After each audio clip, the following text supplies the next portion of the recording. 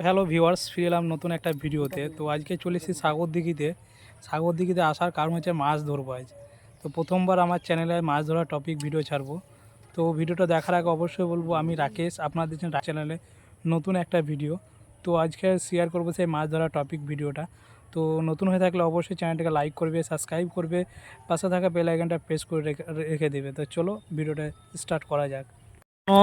কত রকম টোপ দেখো, আমই টোপ, রুটি দিয়ে, ময়দার টোপ, একটা জিমি আর একটা জিমি আর একটা হাত ছিপ, একটা হাত ছিপ, মানে চারটে ছিপ রয়েছে এখানে দেখো। আর পুকুরটা দেখো কত সুন্দর, হালকা রোদ পড়ছে, উপরে নীল আকাশ, খুব সুন্দর লাগছে দেখো। এ রেল কলোনি থেকে একটু দূরেই।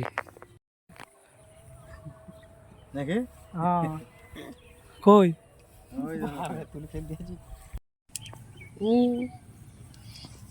দেখেছি কখন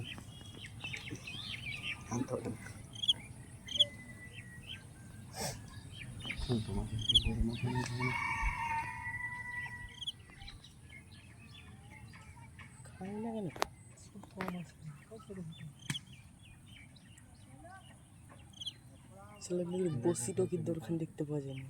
খাঁচমার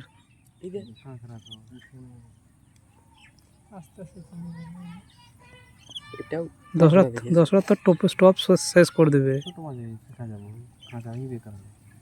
আরাম से খাঁচা। এই ধর, এই যে নাম্বার আমার শাশুড়ির বাড়ি।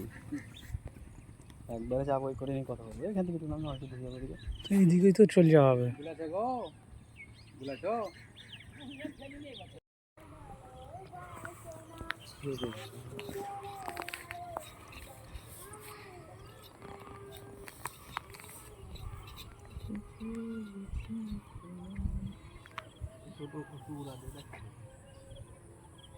বড় করে